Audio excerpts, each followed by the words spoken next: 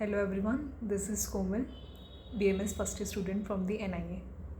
तो आज मैं आपको अपनी कहानी बताना चाहती हूँ, जो कि मैंने 2 साल ड्रॉप लिए थे। तो उन दोनों सालों में मैंने क्या ऐसी चीज़ें करी दैट लीड टू NIA। तो स्टार्ट करते हैं। मैंने 2 ड्रॉप लिए थे, तो मैं अपने स्टार्ट करती हूँ फर्स्ट ड्रॉप की कहानी। तो सबसे पहले तो 11th ने स्ट्रीम ले ली अपन ने PCB। 11th अपना पूरा लॉकडाउन में चला गया।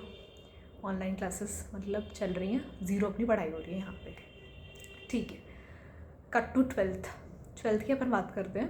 तो 12th में मतलब क्लासेस शुरू हो गई थी, लॉकडाउन हट चुका था। ठीक है, तो क्लासेस ठीक है। तो नीट से कोई दूर दूर तक मेरा वास्ता नहीं था। जो बच्चे स्टूडेंट्स डमी लेते हैं कि हम चलो ये भी पढ़ाई कर लेंगे साथ में, वैसा मेरा कोई सीन नहीं था।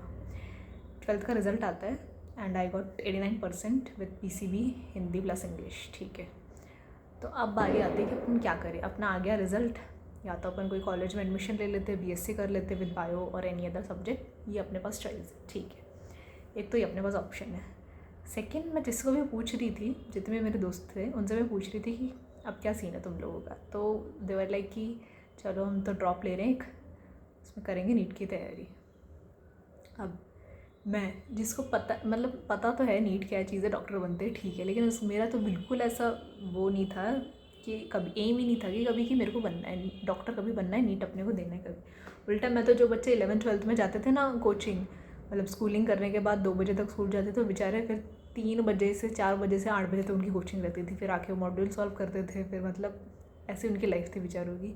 तो मैं उनका मजाक उड़ाती थी कि तुम लोग क्या लाइफ जी रहे हो भाई, ऐसी भी कोई लाइफ होती है। टीचर्स भी अलग ही उनको ताने मारते थे कि ये तुम लोग एक ही जगह फोकस कर लो, ये वो, और मैं बहुत खुश होती थी कि उनको डांट पड़ रही है। मैं तो ऐसी बच्ची नहीं, मैं तो बहुत ओबीडियंट हूँ, मैं तो स्कूल को फॉलो करती हूँ। अब बाद में जाके मुझे समझ आई वो चीज़ की कितनी गलत है। चलिए कोई बात नहीं, वो तो अलग टॉपिक है कि ठीक है।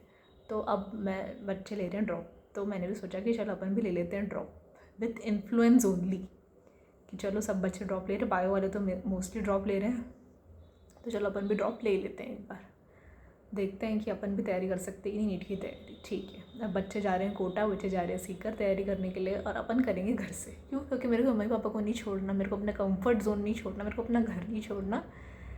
तो अपन करेंगे घर से तैयारी विथ ऑनलाइन, और ऑनलाइन में दुनिया का बादशाह कौन?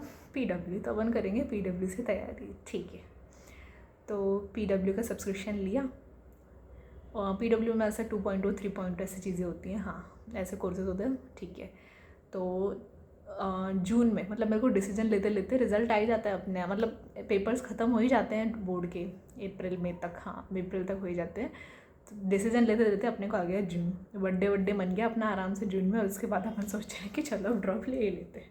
आ गया समय ड्रॉप लेने का, तैयारी करने का। ठीक है, तो अब अपन करेंगे तैयारी। तो सब्सक्रिप्शन ले लिया। ठीक है, अब 2.0, हाँ उस टाइम पे 2.0 लॉन्च हुआ, लेकिन मैं थोड़ा लेट हो गई, 10-15 दिन हो गई लेट 2.0 लॉन्च होने के बाद, उसमें क्लासेस स्टार्ट हो चुकी। फिर उसके बाद 3.0 आता ही है, तो मतलब 2.0 के साथ अपने को 3.0 का सब्सक्रिप्शन भी मिल जाता है। तो 3.0 वन ने ले लिया। ठीक है, अब 3.0 तो फिर पढ़ाई स्टार्ट करी। 3.0 के टीचर्स से पढ़ा, मज़ा नहीं आ रहा, चलो 2.0 के देख लेते हैं टीचर्स कैसे हैं। तो उसमें आए अपने MR सर, और ऑर्गेनिक केमिस्ट्री में भी एक सर थे, मुझे नाम याद नहीं आ रहा। सो दे वर मोर बेटर।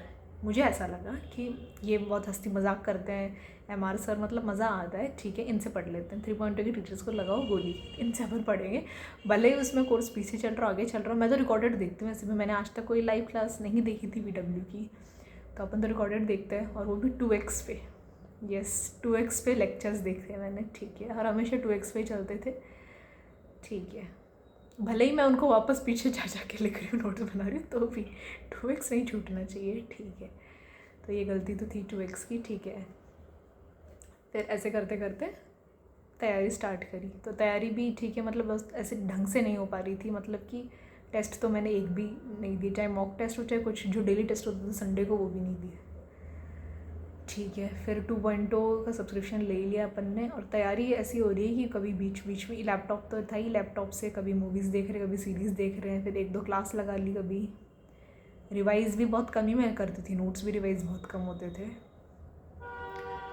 ऐसे करते करते ठीक है, तो मतलब मेरे को ये नहीं पता चल पा रहा था कि तैयारी कैसी करनी है, बच्चों का क्या लेवल है, बच्चे कोटा सीकर में कैसी तैयारी कर रहे, कोचिंग्स में क्या चल रहा है भाई। बच्चे 18-18 घंटे तो पढ़ते ही हैं और यहाँ 3 घंटे 4 घंटे तो लेक्चर देख लिया ना, वही पढ़ाई हो गई। मेरे को ऐसा लगता था, मतलब मेरे को पता नहीं था बाहर की दुनिया में चल क्या रहा है भाई। तैयारी बोलते किसको हैं। ठीक है, तो आ गया अपना नीट का टाइम आ गया। नीट के 1-2 दिन पहले से मतलब मेरे को एंजाइटी स्टार्ट होने लग गई। एंजाइटी इन द सेंस कि मैं सांस नहीं ले पा रही थी। मतलब मेरे को ऐसा पैनिक अटैक क्या होता है ना, तब मेरे को समझ आ गया था ये होता है भाई पैनिक अटैक। तो मतलब मेरे को बहुत ज़्यादा ऐसा मतलब मेरे को सब जो मैंने जो पूरे साल भर किया है ना, वो मेरे को याद आ रहा था कि मैंने कितना टाइम वेस्ट करा है, वो मेरे को याद आ रहा था। फिर भी मैंने इधर उधर की वीडियोस देख के अपने आप को मोटिवेट किया। सीए नेहा दत्ता की वीडियोस में बहुत ज़्यादा देखती थी, मैंने मोटिवेट किया, अफर्मेशंस लिखे, ये वो 1-2 दिन में सारे अफर्मेशंस से मेरे काम आ ही जाएंगे। ठीक है, तो आ गया अपना नीट का दिन। कैसे ना कैसे करके वहाँ तक पहुँची। उस दिन तो मतलब literally my hands were shaking. मतलब मैं वो दिन भी याद करती हूँ तो मैं काँप जाती हूँ कि मैं कैसे हालत थी मेरी। मतलब मैं रोना चाहती थी पर मैं रो नहीं पा रही थी, ऐसी सिचुएशन थी मेरी। आंसू भी नहीं निकल पा रहे थे मेरे। तो फिर पहुँचे अपन एग्ज़ाम सेंटर पापा के साथ। बहुत काम किया पापा ने, और पापा के सामने मैं नहीं दिखा सकती थी ऐसे कि मैं बहुत ज़्यादा वो वनरेबल सिचुएशन में हूँ अभी।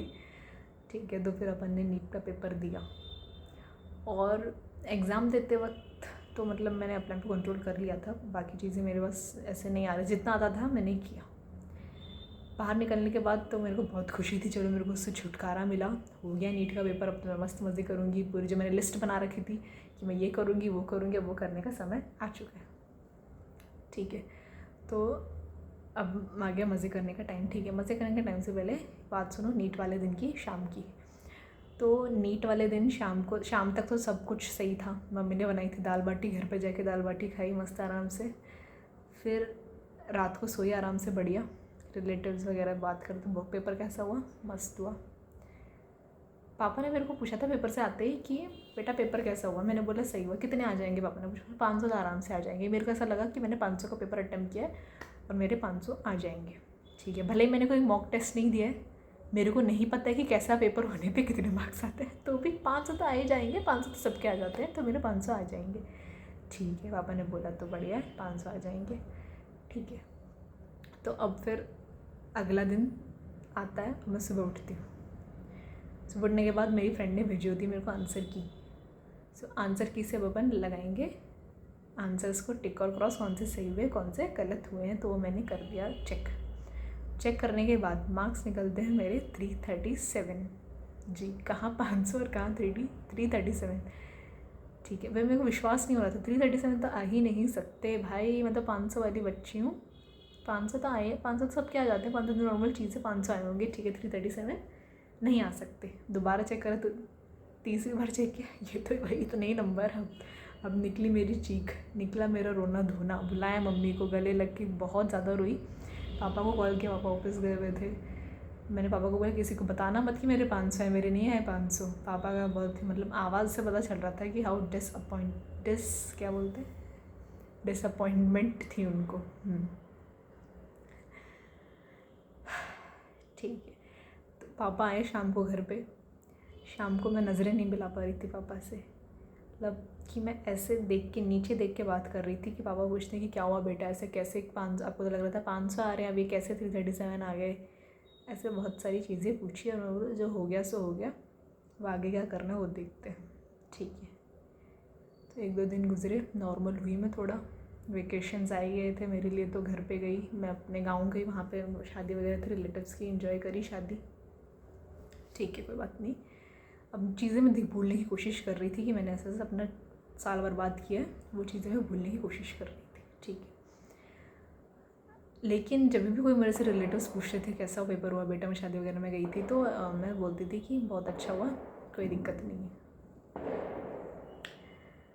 अंदर से तो मेरे को पता था कि क्या बहुत अच्छा हुआ है।